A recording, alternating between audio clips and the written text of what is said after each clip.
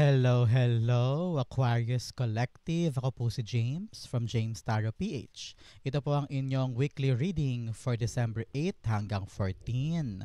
So Aquarius, let's begin. Inhale and exhale. At the center of your reading, your core energy, the Ace of Pentacles. Beautiful. In the area of what you need to focus on, you have the Ace of Wands. Lovely aces. Wow.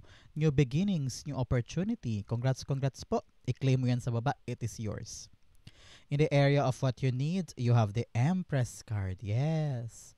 In the area of what's affecting your current energy, you have the Death card. Beautiful.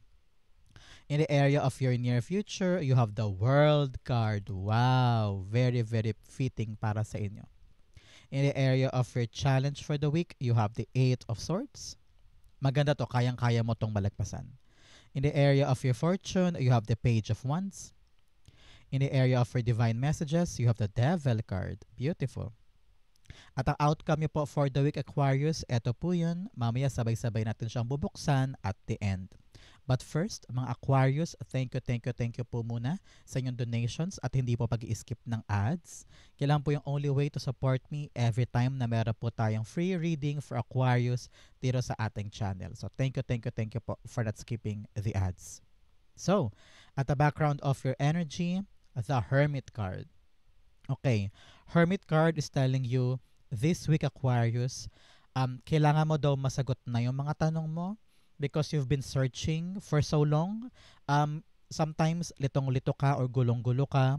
Pero ngayong linggong ito, kitang-kita ko na things will make sense this week, no? Dati hindi mo maintindihan bakit ganito, bakit ganyan, ano bang dapat kong gawin, ano bang dapat kong puntahan, anong dapat kong piliin. Sobrang confused ka about something. And ngayong linggong ito, unti-unti na magiging klaro sa'yo kung ano yung mga dapat mong gawin, dapat mong puntahan, at kung ano yung naghihintay sa'yo this week hanggang sa katapusan ng taon patungo next year. So ngayon, kung ikaw ay talaga namang lost o naliligaw sa mga balak mong gawin sa buhay mo, this week talagang kitang-kita ko na sabi, magkakaroon ka na ng konkretong panghahawakan sa mga balak mo pang kaharapin, kumbaga. So, partneran natin to ng card of the week, love. Love is everywhere. Open your heart to feel it. Yes, sabi ko nga sa inyo, kung feeling mo lost ka at hindi mo alam kung nasan yung passion mo, nasan yung amor mo or hope mo, ngayon, masasagot na yan. At nakita ko yung liwanag at the end of the tunnel. Okay? So, congrats po para sa inyo. At the center, you have the Ace of Pentacles. This week, nakita ko po, meron sa inyo, magkakaroon ng bagong pagkakataon about something. Example, meron kang bagong sideline, magsisimula ka ng bagong online shop, or sasali ka sa isang bazaar, o babayaran ka na sa isang utang, or merong paglago pagdating sa pera, parang ganyan, or sweldo, no? But most definitely, meron kang tatanggapin na bagong blessing, at ito'y bigay sa'yo ni God, no? Ito'y divinely gifted para sa'yo. So, anong kailangan gawin? Tanggapin. Because hindi lahat ay binibigyan ng gantong pagkakataon. Nakita ko na once na makuha mo to, mahalin mo siya. Okay? Kung ito man ay bagong trabaho, bagong negosyo, or project, ibigay mo yung pagmamahal mo dito para magbunga ito ng maganda sa'yo at tumagal. Okay? With the Hermit card, lahat ng questions mo masasagot nito na, bakit ba ako natanggal sa trabahong yun? Bakit ba ako na-lay off dito? Bakit ba apply ako ng apply doon? Bakit hindi ako matanggap? Dahil dito. So, maiintindihan mo na, kaya pala, pinaprepare pala ako ni God para dito. So, whatever this new blessing, talagang nakatadhana ito for you. So, congrats po, Aquarius. Clarify natin to. Ace of Pentacles, pa-clarify, Holy Spirit, Spirit Guides. So Aquarius, since ito po ay bagong-bagong weekly reading, ano yung mga hinihintay mo na gusto mong makuha this time? Comment down below. Example, I claim yung hinihintay kong blank ay makuha ko na, no? Sulat nyo po yan sa baba, it will come true. Ace of Pentacles, The Four of Cups, yes. Dismayado ka na for a very long time. Naghahanap ka ng solusyon. Sabi mo, bakit ba ganun? Yung gusto ko, hindi ko makuha. Ilang beses ka na nag-try. Ilang beses ka na nag-fail. At patagal lang patagal, halos nawawalan ka na ng gana or nawawalan ka na ng pag-asa na maaring makuha mo yung gusto mo, no? Pero heto, binibigay sa'yo, no? Baka magulat ka na lang, out of nowhere, biglang dumating. And noong una, hindi ka pa makapaniwala na parang, hala, nandito na? Okay na? Uh, Makukuha ko na ba talaga, no? So, God is giving you the opportunity this time. And nakita niya yung tiyaga mo, yung pananalig mo, yung paghihintay mo, no? And ngayon talagang you're opening a new chapter sa buhay mo. Kaya ang task mo ngayon, Aquarius, kapag dumating tong hinihintay mo, alagaan mabuti. Okay? In the area of what you need to focus on, yung spark sa puso mo.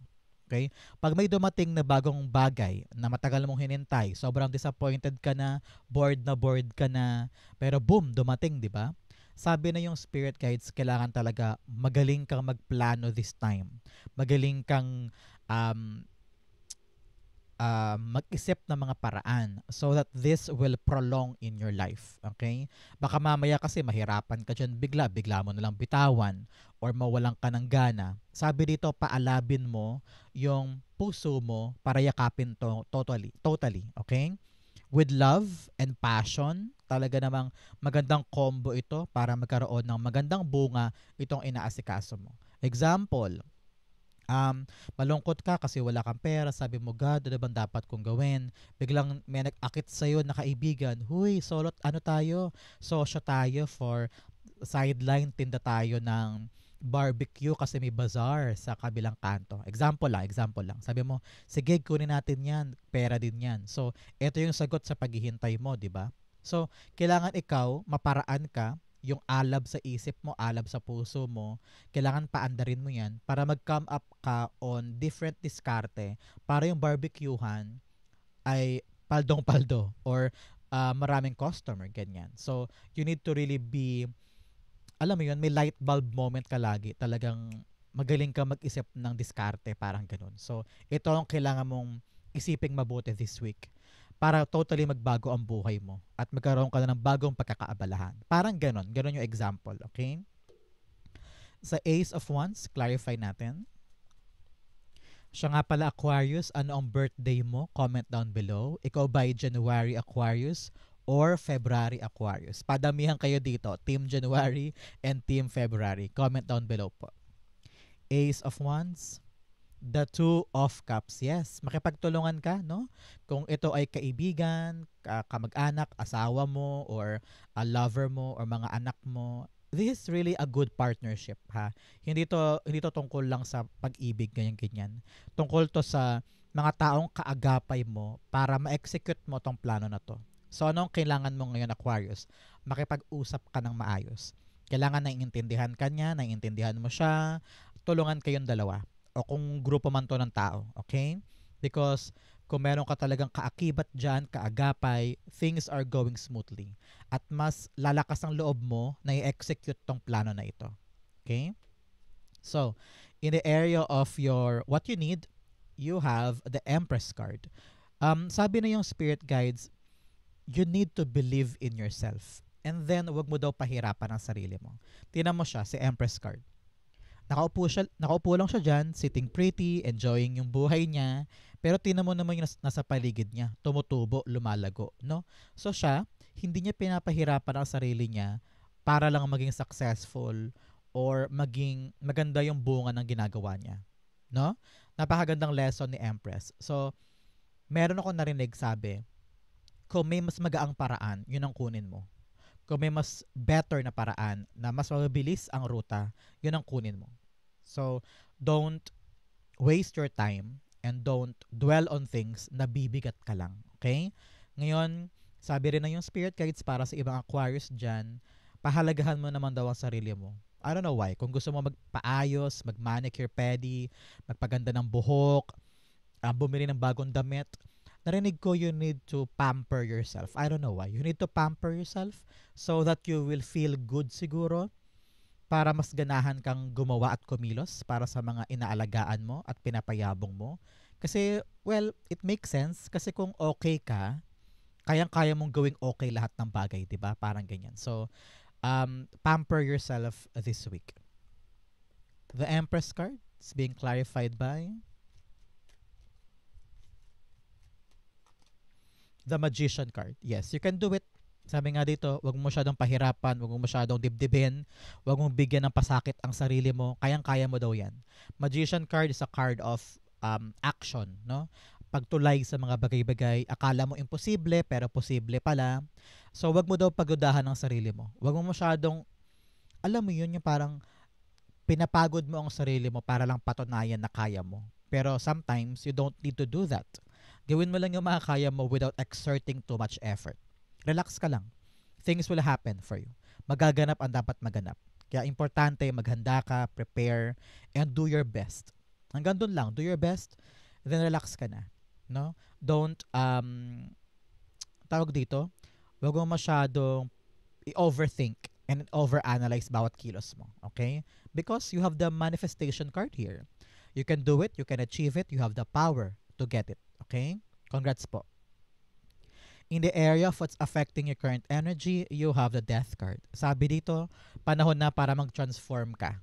Kaya merong talagang bagong opportunity na yayakapin mo. So, ano ibig sabihin nito, Aquarius?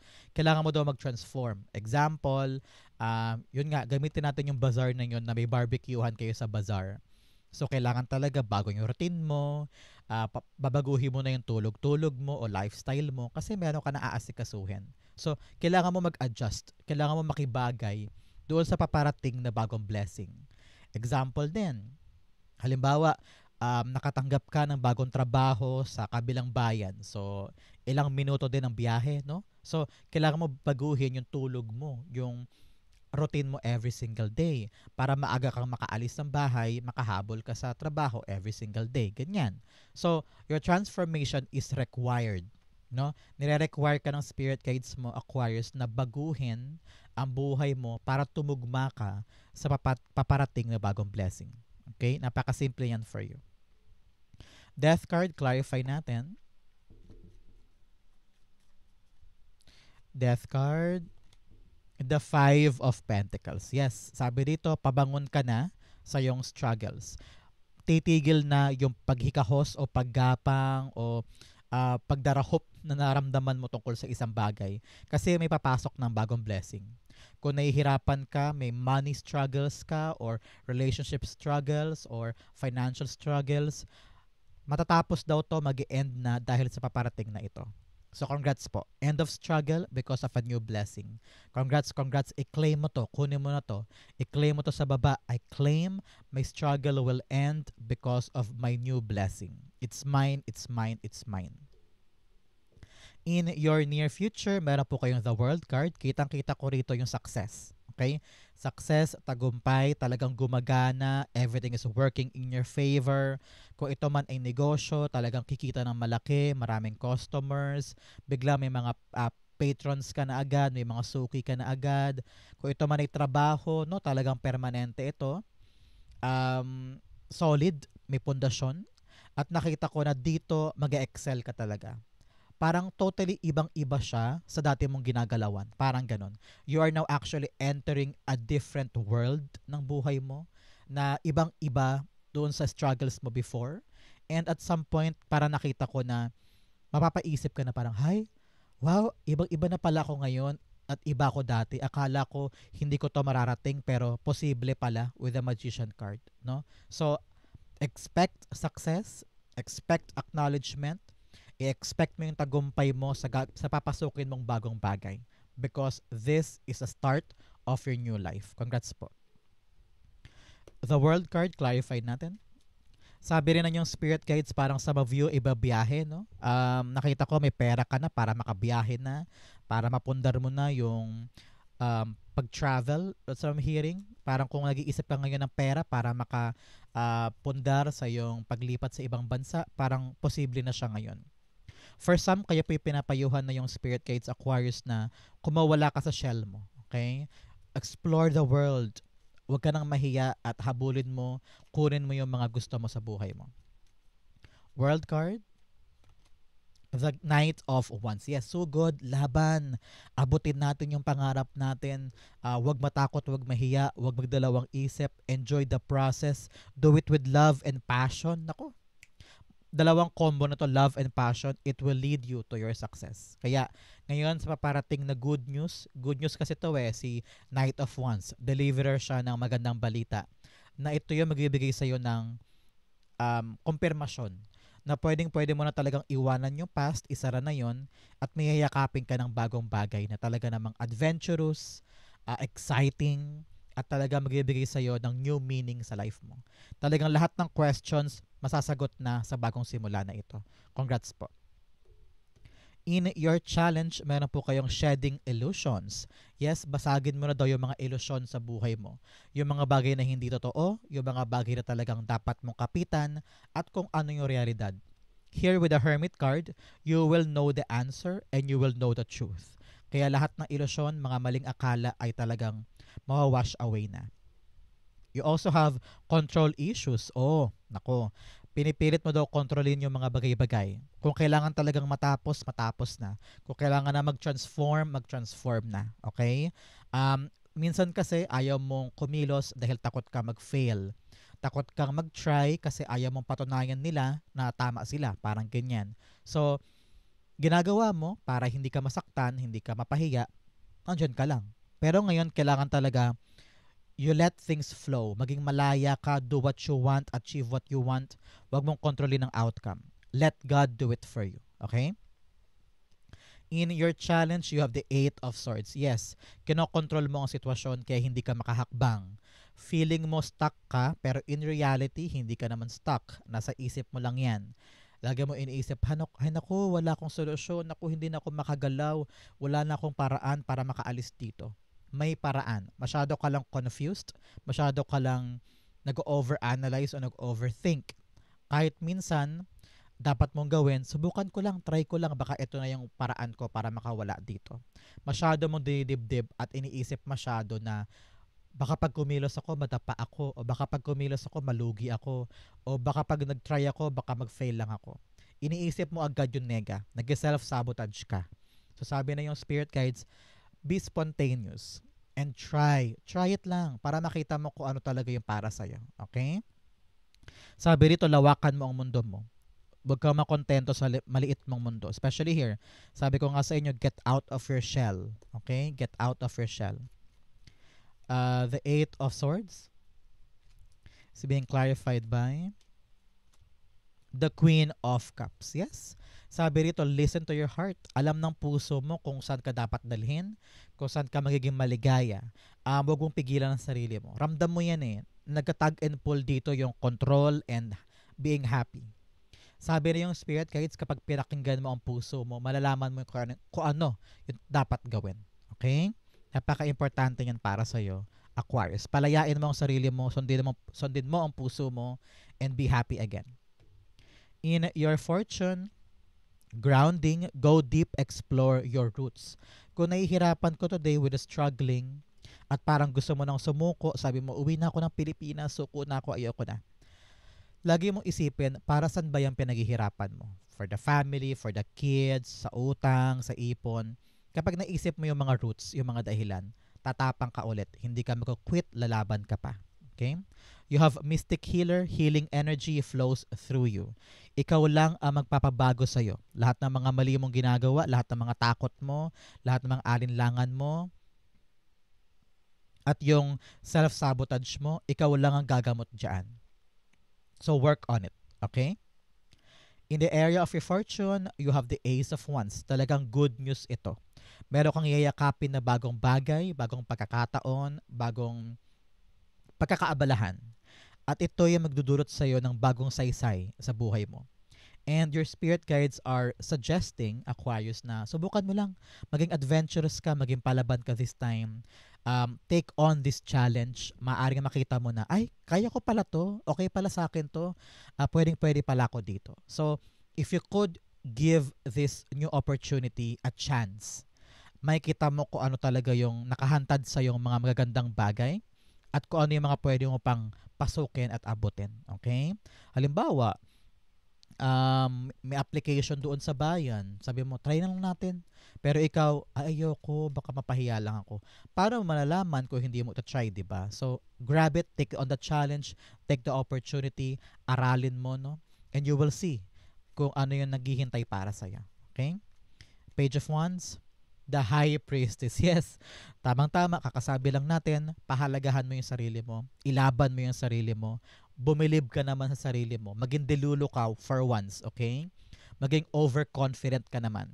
Because nakita ko rito, if you could really trust yourself, tatanggapin mo talaga tong bagong opportunity. Siyempre, marami kang questions, marami kang tanong kung kaya ko ba talaga, okay ba talaga yan, paano mo malalaman kung hindi mo hahakbangan? Masasagot daw ang mga tanong kung isa-try mo siya. Okay? Napakaganda nito. So, Aquarius, i-claim mo to, i-claim mo. Your intuition will tell you the right answer. Okay? May new opportunity daw na darating sa'yo, i-claim mo yan sa baba. I-like mo tong video na to para makuha mo siya. In your divine messages, meron po kayong a win-win outcome is forecast. Wow! Panalong-panalo ka daw sa bagong darating at sa mga gagawin mo this time. Congrats po. You also have a new start is coming. Yes, like I've said, meron talagang new blessing, Ace of Wands, Ace of Pentacles, talagang bagong simula, bagong pagkakataon. I-claim mo to, this is yours. In your divine messages, ito ka Aquarius, huwag ka nang magpatali pa sa negativity or negative self-talk mo, sa isip mo, sa sarili mo. Yan daw ang pumipigil sa iyo eh. Maaring toxic din family members, toxic friends na laging pinapaliit ang tingin sa sarili mo. Kaya hindi ka makagalaw, hindi ka makaabante. So, don't listen to those people na dinadown ka o pinipigilan ka. Palayain mo ang sarili mo dito and release the negativity, release the toxicity so that you will achieve your success. Narinig ko rin dito, Aquarius, na mag-focus ka daw sa iyong ginagawa. Because there will be a lot of temptation sa paligid. Maaring kaibigan, mga maling bagay na maaring magpalihis sa landas mo. So make sure na nakatutok ka talaga and huwag kang mag-give in sa mga temptasyon at distractions. Okay? Example, ngayong araw, kailangan mong tapusin yung presentation sa laptop mo. Pero nanood ka pa ng PBB, nanood ka pa ng concert, nanood ka pa ng Korean novela, hindi mo tuloy natapos. Kailangan na yan bukas ng umaga. Parang mga ganyan. So, itapon mo yung mga bagay or ginagawa mo na hindi nakakatulong sa'yo sa progress mo. Okay? Devil card. The Temperance card. Yes, continue working and focus on your work. Para matapos na yan at gumulong na at maging maayos na, kailangan talaga i-dedicate natin yung effort natin, isip natin, sarili natin sa mga bagay na ito. Madaling iwasan to eh. Kasi nga matrabaho, maraming kailangang asikasuhin, madaling gumawa ng excuse na aalis ka, bibitawan mo, pupunta ka sa inuman, pupunta ka sa party, para lang makawala ka sa bigat nito. Pero kada gawa mo ng ganun, lalo tong tumatagal, lalong nade-delay. So ngayon, Aquarius, while watching this, sabi na yung spirit guides, iwasan ang mga distractions para dire-diretso ka sa ginagawa mo para matapos to agad. Okay? Outcome mo yan, but first, bigyan mo na kita ng fortune cards. You have bell, meron daw pong announcement. Wow, talagang maaring itong pera na to, trabaho na to, opportunity. Maririnig mo yung magandang balita tungkol dito. You have bird flying, news is on the way. Yes, i-claim mo yan, para sa'yo yan. News is on the way, announcement is on the way. I claim it. You have both money or prosperity through an inheritance, winning, or windfall. Yes, sabi ko nga sa inyo, ibibigay sa iyo to ni God, maaring pera from panalo, pera from inheritance, or a windfall. Congrats po. Another message of shark, take care or there will be a loss of material wealth. Oh, paalala sa iyo Aquarius, alagaan ng pera. Alagaan mo yung mga material mong bagay. Hindi lahat ng tao dapat nakapasok sa bahay mo. Hindi dapat lahat ng tao ina-accept mo ang friend request. Hindi lahat ng tao sinishare mo ang bank account mo, ipon mo, properties mo, no? Learn to be mysterious this time and secretive, okay? Protect yourself. Hindi lahat ng taong nakangiti sa'yo ay friend mo, okay? But I saw in my clock 444, that is angel number of protection. So parang sinasabihan ako ng spirit guides mo na protektado ka naman. Pero mag-ingat pa din, okay? Learn to be discreet and secretive. Ang outcome mo, Aquarius, for December 8 to 14, the Knight of Cups. Beautiful. Good things are coming for you. Kaya kailangan mo talagang mag-try. Ilaan mo yung effort mo. Ano daw ba yung mga bagay na kaya mo i-offer para mag-offer din sila pabalik sa'yo. Example, meron kang dumating na bagong opportunity. May apply doon. May halimbawa call center doon. So, ano yung mga bagay na dapat mong gawin para makapunta ka doon? Mag-apply, mag-aral, mag-research para alam mo yung gagawin mo. Ganon din, tulad sa example natin kanina, yung barbecue sa bazaar. So, kailangan mapakita mo na yung mga papeles, dokumento, kailangan meron kang hinahanda, meron kang ini-effort to get what you want. Parang ganyan. So, in order for the offer to come back, you need also to offer yourself para sa'yo ibigay. Okay? So, panahon to para maging visible ka, mag-shine ka, no? Maging participatory ka, no? Kailangan talaga ikaw ay nagiging active player this time.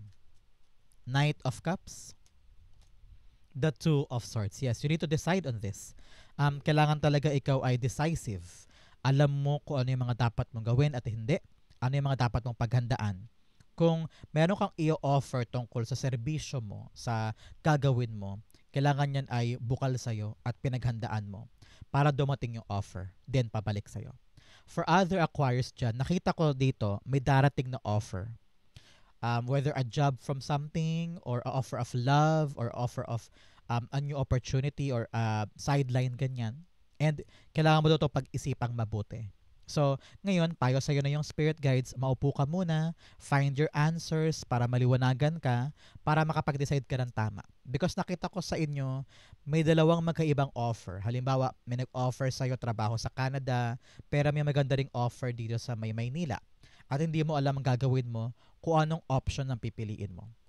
So, use your love, use your affection, use your intuition para malaman mo kung ano yung pipiliin mo. Narinig ko, whatever you're trying to pick is the right decision. So, good for you. Napakagandang problema nito kasi may nag-offer sa'yo, ikaw ang kailangan mag-decide at mamili. So, di ba, napakagandang problema niyan. So, Aquarius, ito po ang inyong October 8 to 14. Saan po kayo nakaresonate? Comment down below. I'll be reading your messages. Thank you again for watching hanggang dulo, Aquarius. I love you. This has been James for James Taro PH. God bless everybody.